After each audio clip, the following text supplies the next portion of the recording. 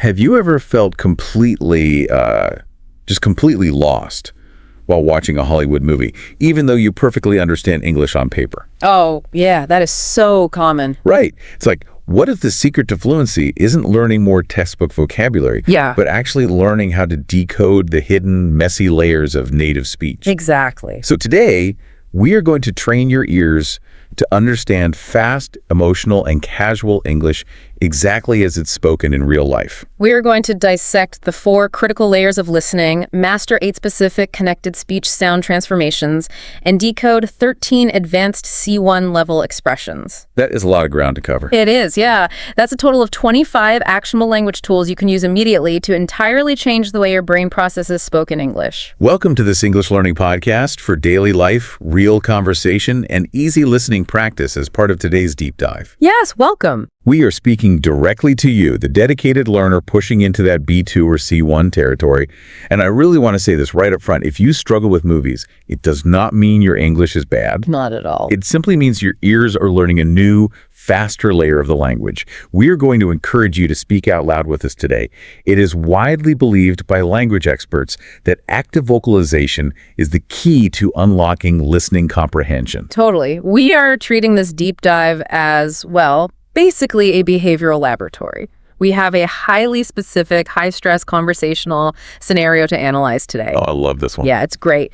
The characters in our scenario today are going to show us exactly how native speakers bend, break, and blend the rules of textbook English when they are under intense psychological pressure. And you might think you know what the words yeah and no mean, but what happens when a native speaker says them at the exact same time? Yeah, that always confuses people. We'll uncover that in just a moment. But first, we need to set the scene. Let's look at the anatomy of a casual conversation.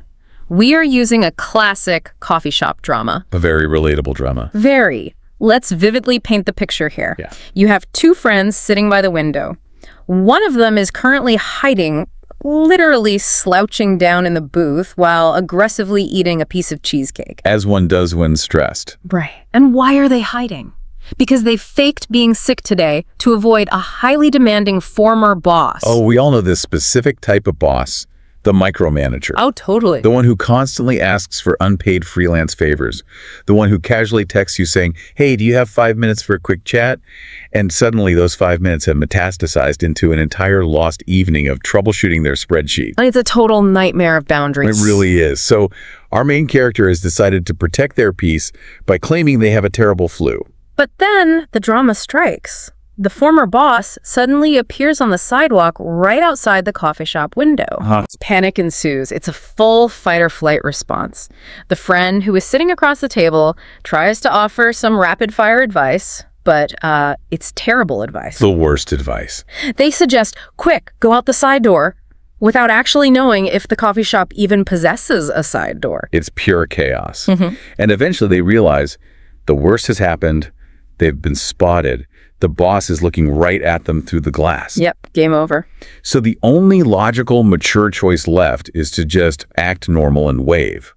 But in a state of sheer panic, the hiding friend stubbornly declares that they're going to absolutely make it weird. I love that response. What's fascinating here from a linguistic perspective is why this specific, slightly absurd scenario is the absolute perfect vehicle for our deep dive today. Right, because it's not a textbook. Exactly. You see, movies, television shows, and unscripted reality do not use textbook English.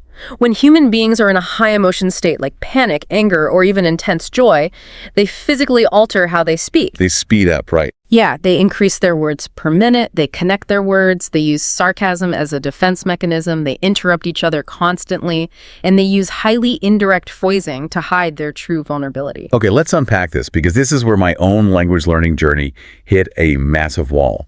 If you are sitting on your couch watching a thriller, and your brain is attempting to translate every single individual word, just not going to work. No, you are going to fail. It's an impossible math problem.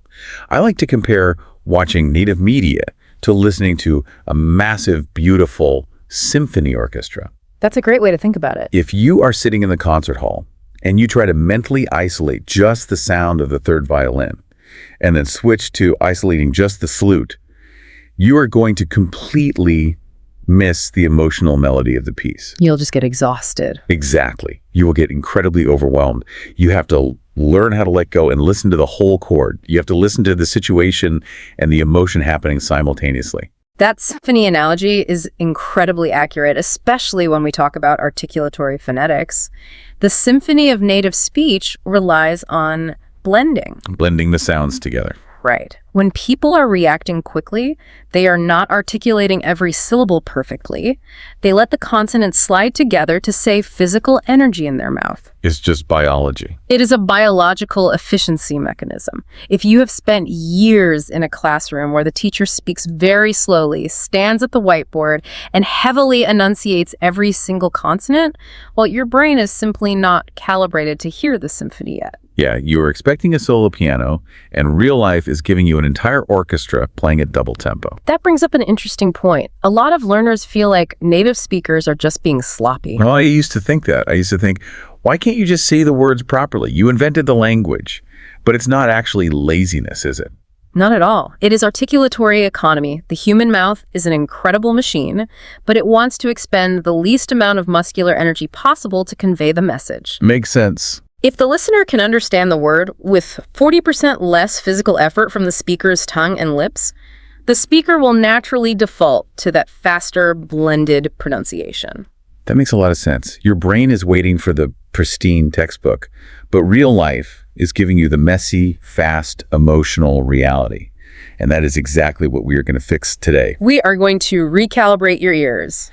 But before we get into the exact mechanics of how those words physically change shape in the mouth, I want to take a quick second to remind you, if you're finding this deep dive helpful, please remember to like, share, and subscribe. Yes, please do. And keep listening, because there's a fantastic bonus at the end. We're going to give you a massive tool to take your fluency to the next level. So, what happens when a native speaker gets stressed and speaks twice as fast? The words actually physically change shape. Let's look at the actual acoustic science of fast speech next. We are going to decode connected speech by looking at 8 specific fast sound transformations. These are phonetic shifts that native speakers use automatically. They don't plan it at all. It just happens when the speech speeds up. Let's start with the first transformation, which is palatalization. Big word. Yeah, it's a linguistic term, but it basically means what happens when a D sound meets a Y sound. Did you turns into did ya. Oh. Instead of saying, did you see that? A native speaker whose heart rate is elevated will say, did you see that? Wait, hold on. My tongue is doing something weird when I say that. What is actually happening mechanically? Why? Did ya? Where does that J sound come from? It's a great question. Say did. Notice where your tongue is. It's pressed firmly against the alveolar ridge right behind your top teeth. Okay, yeah. Now say you. Your tongue has to drop and move backward. In fast speech, your tongue tries to take a shortcut between those two positions. A shortcut. Right. The compromise is a J sound, the affricate, so your tongue slides across the roof of your mouth, creating didja. It shaves milliseconds off the sentence. That is fascinating. It's literal acoustic physics. Let's actually pause here so you, the listener, can practice this muscular shortcut out loud. Oh. I am going to say the formal textbook version. My co-host here will say the casual, fast movie version. And then we'll leave a few seconds for you to repeat it. Right. We want you to speak out loud wherever you are in your car, cooking dinner, walking the dog. Say the fast version out loud. Here is the formal way to you. Did you see that? And a casual D, just see that. Now you try it. Speak out loud. Okay, great. Let's move to the second transformation. Yes. What are you becomes whatcha. For example, what are you talking about? Becomes what you talking about. So the T and the Y hit each other. Exactly. The T in what and the Y in you crash together to make a CH sound, while the R completely evaporates. Let's do the practice. Formal, what are you talking about? Casual, what you talking about. Take 3 seconds to say it out loud right now. Perfect. Now, let's talk about the pragmatic context for whatcha for a second. If you are a B2 or C1 learner, you have to understand the social weight of these transformations. This is so important. What you're doing is intensely casual. I want to give you a very clear warning right now. Never, ever use whatcha in a serious job interview. Oh, please don't. If you're sitting across from a hiring manager and there's a pause in the conversation, you do not say, so what you looking for in a candidate. You will instantly sound inappropriately familiar and unprofessional. Save it for relaxed, movie-style conversations with close friends or colleagues you've known for years. Exactly. That raises a critical point about register. Register is the level of formality we use depending on our social environment. Understanding whatcha when you hear it is a C1 listening skill, but knowing when to deploy it is a C1 speaking skill. It demonstrates acute social awareness. Let's keep going with the practice. Number 3, got to becomes gotta, meaning have to or must. Formal, we have got to get out of here. Casual, we gotta get out of here. Say it with me out loud. Good. I want to point out what just happened there. You actually used 2 transformations simultaneously? I did, yeah. Not only did got to become gotta, but out of became outa. Let's look at that 4th transformation by itself. Right. Out of becomes outa. The F sound completely disappears, and the T becomes what linguists call a flap T. It sounds almost like a very fast DD. Outa. Formal, get out of here. Casual, get out of here. Try it yourself out loud right now. Awesome. Number 5, this is incredibly common. Want to becomes wanna. In our coffee shop story, the character says, I didn't want to get into the whole thing. Let's practice that. Formal, I didn't want to get into the whole thing. Casual, I didn't want to get into the whole thing. Take a moment to repeat that. Nice. Notice how the T in want is completely swallowed by the N. They share the exact same location in the mouth, so the stronger sound, the nasal N, just absorbs the T entirely. Number 6 is all about asking for permission or offering an idea. Let me. Becomes let me. Formal. Let me think about it. Casual, let me think about it. Say it out loud. Number 7 is vital for when you are confused or lacking information. Don't know becomes done know. Now, listen to how aggressively this word is dismantled. It really is taken apart. The T in don't vanishes. The K in no vanishes. The 2 words melt into a single hum of vowels and a soft N. Dinna. Formal? I don't know. Casual, I don't know. Practice saying it right now. And finally, number 8. This is your go-to for future plans. Going to becomes gonna. Formal. I am absolutely going to make it weird. Casual, I am absolutely going to make it weird. Take a second to repeat it. Great job. Now, to really lock this in, let's do an extended role play exercise. We are going to practice weather small talk. The classic small talk. Right. Small talk about the rain, the sun, or the snow is the single most common connective conversation you will ever have in an English-speaking country. We are going to heavily use these connected speech sounds. Sounds good. I will be someone frantically rushing to my car in a downpour, and my co-host will be my nosy but helpful neighbor. Listen to how many of these fast sounds we stack on top of each other. Hey, what are you going to do in all this rain? I don't know. I got to get out of here before the roads completely flood. Did you bring an umbrella at least? Let me grab you one. No time. I didn't want to be late. We'll figure it out. Okay, let's freeze frame that. Yeah. We naturally stacked so many phonetic transformations together. I asked, what are you going to do instead of, what are you going to do? And I replied, I don't know, I got to get out of here, instead of, I do not know, I have got to get out of here. It's a huge difference. If you try to read my sentence like a textbook, it sounds incredibly robotic, almost alien.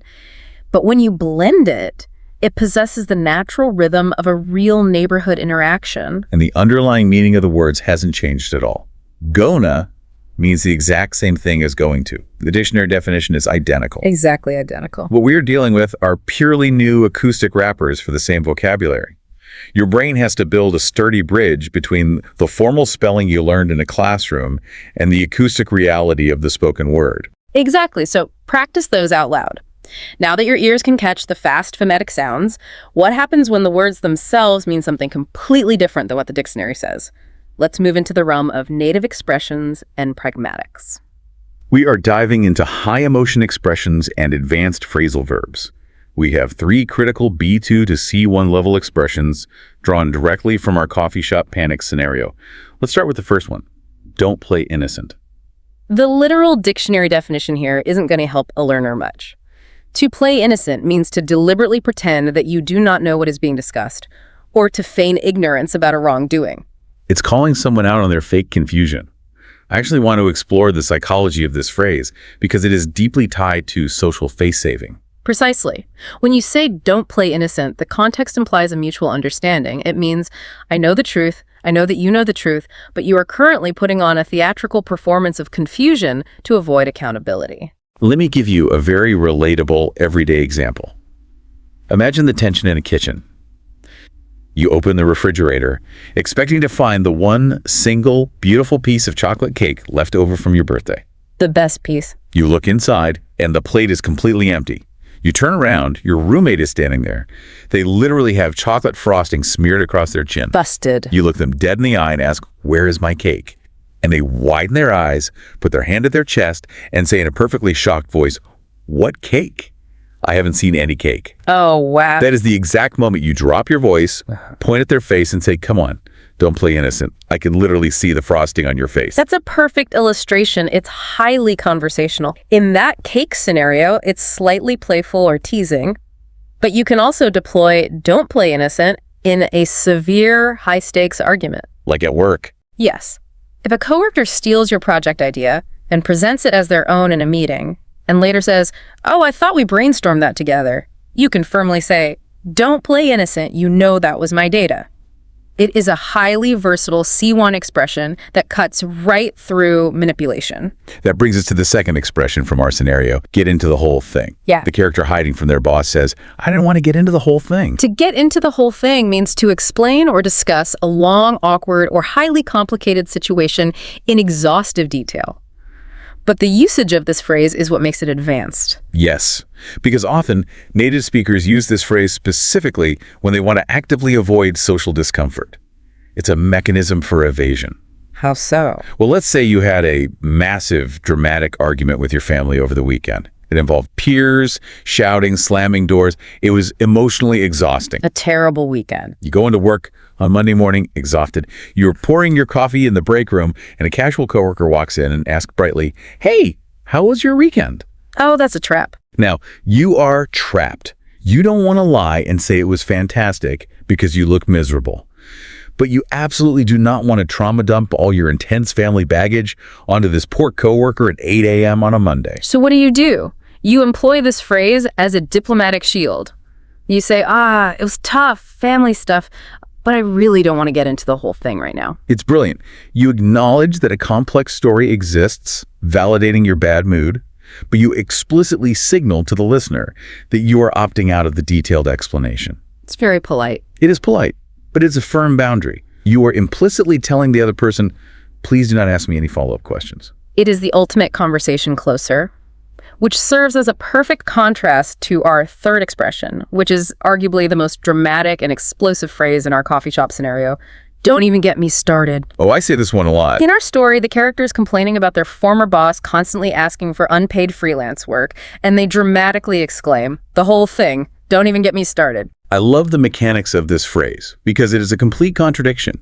The literal meaning of the words is, "Do not prompt me to begin talking about this topic." Yeah. But the pragmatic, actual meaning in conversation is the exact opposite. Yes, exactly. It means, "I am about to complain about this at immense length. Please prepare yourself." It is a phenomenal B2 to C1 phrase because it acts as a massive flashing warning sign. It's not just about exchanging neutral information, it carries heavy emotional weight. It tells the listener, I have deep, unresolved feelings of frustration about this subject, and if you give me even an inch of encouragement, I am going to rant about it for 20 straight minutes. It is an invitation to commiserate. Let's illustrate this with a classic workplace scenario. Suppose you ask a colleague about the new, highly expensive software system the company just forced everyone to install. Everyone loves new software. You ask casually, "Hey, how is the new update working out for your team?"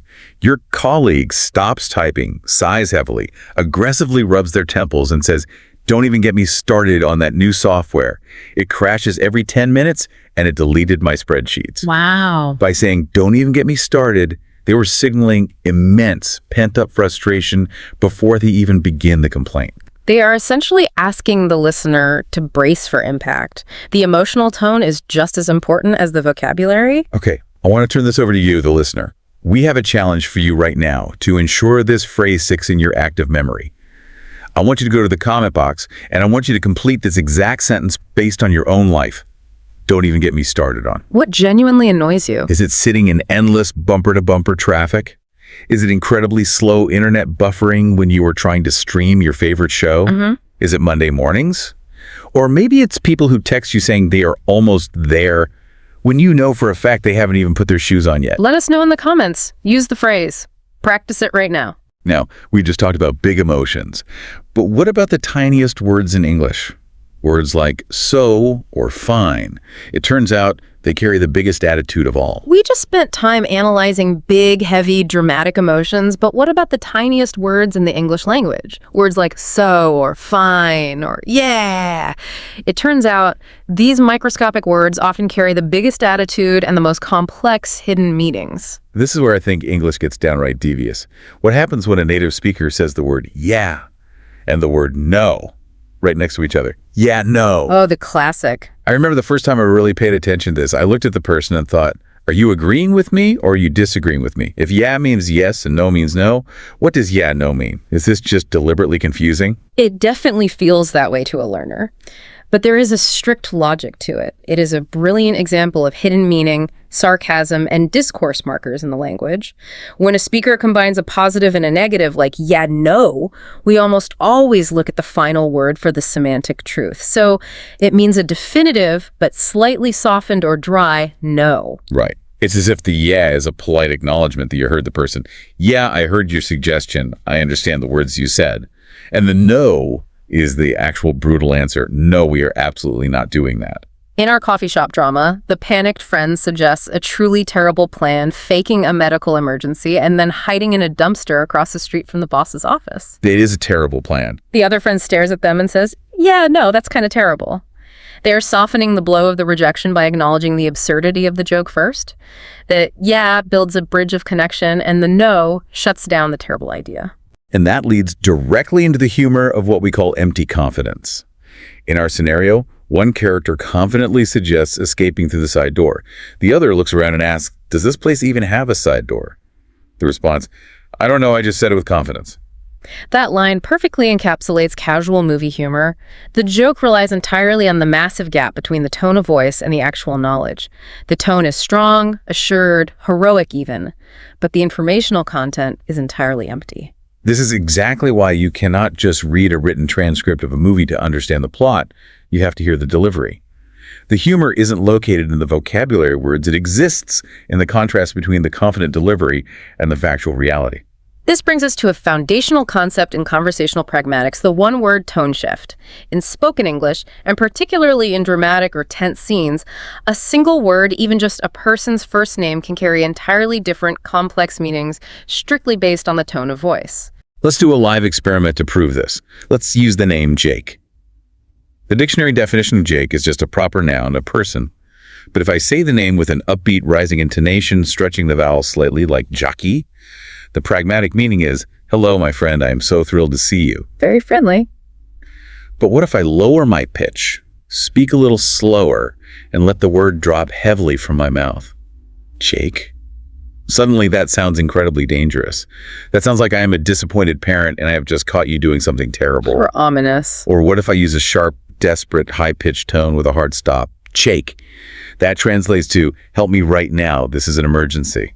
It is the exact same 4 letters. The spelling hasn't changed, but the pragmatic meaning has shifted completely from joy to threat to panic.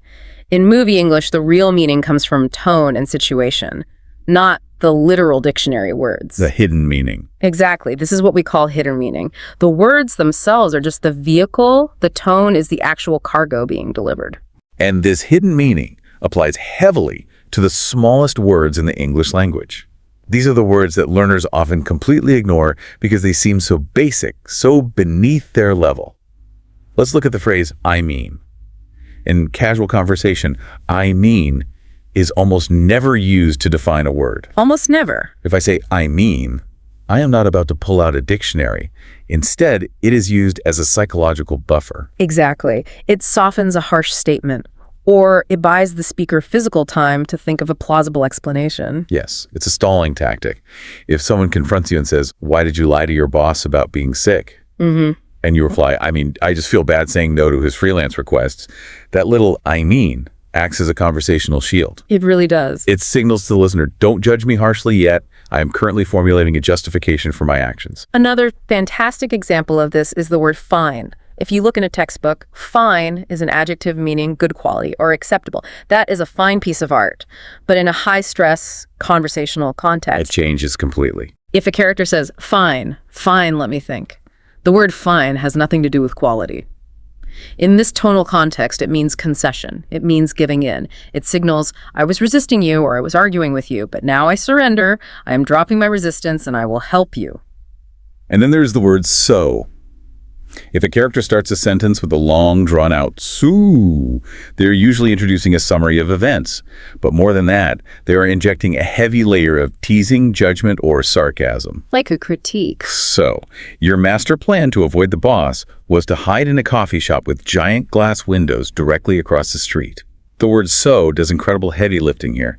It frames the entire subsequent sentence as a sarcastic, critical review of a terrible decision. What is fascinating here from a linguistic standpoint is that learners often focus all their energy, their flashcards, and their study time on memorizing massive lists of complex multisyllabic vocabulary words like ubiquitous or ephemeral, but they completely neglect to master the emotional weight of simple words like so, fine, and yeah.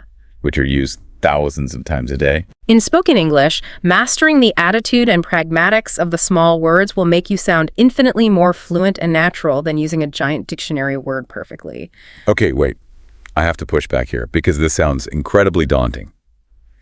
If the tone changes the word entirely, and if native speakers are constantly using sarcasm, and on top of that, they are blending their sounds into phonetic mush like whatcha and dunno, how does a language learner ever keep up? It sounds impossible. How do you sit down and watch a movie without pausing it every 5 seconds to look up a phrase or rewinding it 3 times just to analyze the tone of the word fine? It feels like you need a PhD in linguistics just to watch a comedy. It can absolutely feel that way if you are using the wrong cognitive strategy. The answer to your question is a simple 4-step listening strategy that native speakers use automatically. We don't even know we are doing it. Let's break down the exact mechanics of how to listen next. Welcome to the ultimate blueprint for watching English media without translating every single word in your head. Because let's be honest, translating is physically impossible. You'll always be behind. If you are watching a fast-paced legal drama or a rapid-fire comedy like our coffee shop scenario, by the time your brain mentally translates one line of dialogue into your native language, the characters have already spoken 3 more lines. Yeah. You're perpetually 10 seconds behind the conversation. The problem is that traditional language education teaches a bottom-up approach.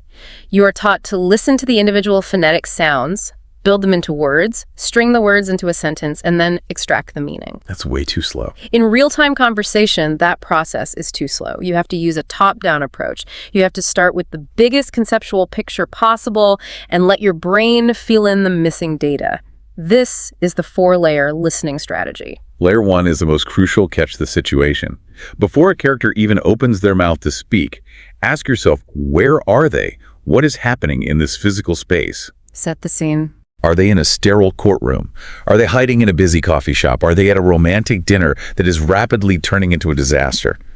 If you understand that someone is hiding from their boss, your brain instantly narrows down the possible vocabulary you're going to hear. You preload words like work, hide, see, boss into your working memory. Exactly. You are severely restricting the possibilities. Then you move to layer 2, catch the emotion. You read the body language. You listen to the volume, the pitch, and the tempo of the voices. Are they angry? Are they sweating and nervous? Are they laughing and joking? Are they furiously angry with clenched jaws? If you know a character is completely terrified and they yell a rapid phrase you don't understand, you don't need to know every single word to understand that the phrase pragmatically means we are in immense trouble. The emotion provides the definition of the sentence. So essentially, I can stop treating every sentence like a grammar exam. If I just catch the emotion, the exact vocabulary becomes secondary. That is incredibly freeing. It really is. Once you have layer 1, the situation, and layer 2, the emotion, you move to layer 3, catch key words. You are no longer listening for grammar words like the, a, in, or on. They don't carry the story. Skip the small grammar stuff. You are listening for the heavy content-rich nouns and verbs. In our scenario, the key words were boss, sick, side door, weird. If you catch those 4 specific words, your brain can completely fabricate the rest of the sentence and still be 100% accurate to the meaning. And finally, layer 4, catch fast sounds. This is where you apply the articulatory mechanics we practiced earlier. Once the context is firmly set, when you hear gotta, lemme, or dunno, your brain isn't confused by the lack of crisp consonants. It just accepts them as the fast, emotional delivery of the keywords you already expected to hear. I think people forget that even strong native-speaking listeners rely heavily on this context. Have you ever been in a loud, crowded bar with live music or a noisy subway train and your friend is talking to you? Oh, all the time. Acoustically, you can only actually hear maybe 40% of the syllables they are producing. The rest is drowned out by noise. But you still nod, you still laugh at the exact right times, and you completely understand the story they're telling. Because you're predicting. Why? Because your brain is a prediction machine. It is predicting the meaning based on layer 1, the situation, and layer 2, the emotion. It's like reading a word where the middle letters are blurred out, but because you know the first and last letter, your brain just reads the word effortlessly. Precisely. Prediction is the absolute core of listening comprehension. When you watch a movie, you are not taking a dictation exam where you get graded on every syllable. You are participating in a narrative. Allow your brain the grace to predict rather than forcing it to translate. Now that you have the ultimate listening framework, it's time to fill your vocabulary bank with the ultimate C1 movie phrases. Get your notebooks ready. We are going into the bonus section, and we are going to weave these into real scenarios. We are going to deeply analyze 10 modern, highly conversational phrases that are incredibly common in dramatic, comedic, or tense scenes. These are the specific phrases that define true B2 to C1 level mastery, because they require an understanding of context, not just vocabulary. Let's start with phrases born out of conflict and surprise. Phrase number 1, I didn't see it coming. You will hear this in almost every thriller, drama, or office politics show. It's very common. It means you were completely surprised by an event, a plot twist, or a betrayal. It implies the event was entirely invisible to you until the moment it struck. Let's build a scenario. Okay, let's hear it. Imagine two of your coworkers, Sarah and Mark, have been happily married for 10 years. They always bring each other lunch. They have photos on their desks. Suddenly, on a random Tuesday, they casually announce they're getting a divorce. You would turn to your work best friend in utter shock and say, wow, I didn't see it coming at all. That perfectly transitions to phrase number 2, which is very similar in feeling, but slightly different in its pragmatic usage. That came out of nowhere. How is it different? Well, while I didn't see it coming is often about a long-term secret being revealed. That came out of nowhere refers to a sudden, explosive occurrence without any warning or buildup whatsoever. Let's say you are having a perfectly pleasant, calm lunch with a friend. You are talking about the weather. Nice and relaxed. Suddenly, they slam their fork down and start yelling at you about a minor disagreement you had 5 years ago. Once they storm out of the restaurant, you sit there stunned and think, well, that argument came out of nowhere. It describes an event that entirely lacked context. And when someone starts an argument that makes absolutely no sense, you often experience phrase number 3, you've lost me. I use this phrase constantly in my daily life. It's very useful. Now, to be clear, this does not mean I am physically lost in a dense forest without a map. It means I no longer mentally understand what you were trying to explain. The logic has broken down. Imagine someone is trying to aggressively explain the plot of a deeply confusing science fiction movie involving time travel, multiple alternate dimensions, and secret clones. After 3 minutes of them rambling, you put both hands up like a referee and say, wait, stop, you've lost me. Who is the clone again? It is a polite but firm way to ask someone to rewind and explain it simpler. Let's escalate the conflict. Let's say you don't just misunderstand them, you actively think they are lying. This brings us to phrase number 4, a classic expression of disbelief. I'm not buying it. Love this one. In this context, the verb buying has absolutely nothing to do with currency, retail, or shopping. It means believing. If you say, I'm not buying it, you are bluntly saying, I do not believe your story or your excuse. I think you are lying. Let's give an example. Picture a teenager who comes home 3 hours past their curfew. They claim their car broke down on the side of the highway. But the parent notices they smell intensely like a campfire and they are literally holding a marshmallow stick. The parent crosses their arms, looks them up and down and says, yeah, I'm not buying it. I love that one. Okay, moving into the thick of an argument, we have phrase number 5. That's not the point. This is a crucial high-level phrase for debating. Very important for arguments. You deploy this when someone tries to sneakily change the subject or focuses on the completely wrong detail to distract you. For example, let's say I am furious because you borrowed my car without asking me. That is a violation of trust. Definitely. But your defense is, well, why are you mad? I filled it up with premium gas and washed it. I would immediately reply, that's not the point. The point is you didn't ask for permission. It forcefully redirects the conversation back to the core moral issue, stripping away their distraction. And when people are cornered in an argument, they often resort to the behavior described in phrase number 6, don't twist my words. To physically twist something means to aggressively bend it out of its original shape. Like twisting a towel. Right. So this phrase means, do not manipulate what I just said to make it sound far worse or more malicious than I intended. If I gently say, I'm feeling a little tired of going to the exact same Italian restaurant every Friday, and you dramatically reply, oh, so you hate spending time with me and you think I'm boring, I would hold up a hand and say, whoa, don't twist my words. I said I was tired of the pasta, not of you. These phrases are incredibly powerful for establishing firm social boundaries. But sometimes you just don't have the energy for boundaries. Which brings us to phrase number 7, I'm not in the mood. Oh, we all feel this one. This phrase is entirely about emotional bandwidth and energy depletion. It means you lack the mental or emotional capacity to engage in a specific activity at that precise moment. You can casually be not in the mood for eating pizza, but in dramatic movies, it is utilized for much heavier things. Like a serious talk. If someone tries to start a heavy relationship discussion at midnight after a grueling workday, you say, look, I'm exhausted. I'm not in the mood to argue about this right now. Let's talk tomorrow. It shuts down the interaction based on a lack of emotional resources. And when you are out of emotional resources, you often make mistakes. That leads to phrase number 8, cut me some slack. Slack refers to loosening a tight, tense rope. So to ask someone to cut you some slack means to beg them to be less harsh, less hypercritical, and to forgive a minor mistake because you are operating under severe pressure. Can you give an office example? Sure. If a brand new employee makes a tiny, irrelevant formatting error on an internal report and the manager starts screaming at them in front of the whole office, a senior colleague might intervene and gently say, hey, cut him some slack. It's literally his first day and the system is confusing. It is a direct appeal for human empathy. I use that one whenever I mispronounce a word in a new language. Cut me some slack, I'm learning. Phrase number 9 is a fantastic modern de-escalation tool. Let's not make this a thing. That is very modern. I feel like this is a very culturally relevant expression right now. A thing in this specific context means a massive, blown out of proportion issue, a grudge, or a piece of long-lasting drama. Right, making a mountain out of a molehill. If you accidentally forget to text your friend back for a few hours because you're in a meeting and they start acting incredibly offended, giving you the silent treatment and acting passive-aggressive, you might sigh and say, look, I got busy at work, I'm sorry, let's not make this a thing. You're actively trying to puncture the balloon of drama before it fully inflates. And finally, phrase number 10, which is perhaps the most universally comforting phrase in the English language, we'll figure it out.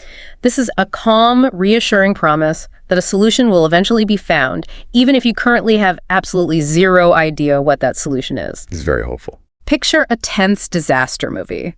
The spaceship engine is broken, the red alarms are blaring, and oxygen is dropping. The hero looks at the panicked crew, takes a deep breath, and says, stay calm, we'll figure it out. It is the ultimate expression of collaborative hope. It means we are in this mess together, and together we will find an exit. Wow. We have covered a truly massive amount of ground today. From the 4 cognitive layers of top-down listening to the articulatory physics of the 8 fast sound transformations to the deep psychological pragmatics of all these incredibly nuanced C1 expressions. It was a huge deep dive. But there is one final philosophical secret to making all of this stick permanently in your brain. This raises a profoundly important question for you, the listener. I want you to genuinely reflect on this. When you speak your own native language, the language you have spoken since childhood, do you sound like a pristine grammar textbook? Think about it. Do you perfectly pronounce every single consonant and vowel of every single word? Do you strictly avoid all sarcasm? Do you state your emotions with robotic, literal precision? Of course not. You blend your words together, you use sarcasm as a social tool, you rely heavily on vocal tone, and you speak in messy emotional fragments. So true. So why do you demand robotic, flawless perfection from yourself when you speak English? Give yourself permission to embrace the beautiful, messy, efficient reality of spoken English. Stop aiming for the sterile textbook and start aiming for authentic human connection. I absolutely love that. Here's where it gets really interesting. This is your bonus deliverable, your interactive homework for today. I want you to go watch a scene from your favorite English movie or TV series today.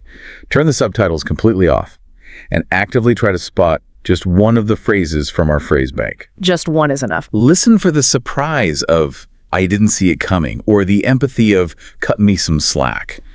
Or just listen for the acoustic transformation of, whatcha. Noticing it in the wild, catching it with your own ears without a textbook or a transcript in front of you, that is the ultimate victory. And remember the 4 layers when you do. Start with the situation, absorb the emotion, and let the words naturally follow. Do hype if you like this video. If you want to read an incredible article about English, go in the description box there. I have provided a link. If you subscribe once, you'll receive a free article in your email for free every time. We have poured so much energy into making this deep dive incredibly valuable and transformative for your language journey. We want your feedback. What kind of topic do you want for the next video? Let us know in the comments. And to really test your active memory, we have another challenge. Write one keyword or one idiom that we already explained earlier in the show, and write what it means to you in the comment box. Let's see who is paying close attention to the details. If you enjoyed this podcast, there are many more podcasts on my channel. Go check them out and binge watch your favorites. Surround yourself with the language. Remember, take care of your English and take care of your heart. And finally, to prove you made it to the very end of this intensive deep dive training, I want you to go to the comment box right now and write exactly this phrase, I am consistent. Because consistency is the only real secret to mastering a language. We've given you the tools to decode the symphony of native speech. You no longer have to isolate the single violin. You are ready to hear the whole chord. It might feel fast and chaotic at first, but I promise you, once you understand the rhythm of how native speakers actually connect their words and emotions, you will realize you are already perfectly capable of understanding them. Keep practicing, keep speaking out loud, and we will see you next time.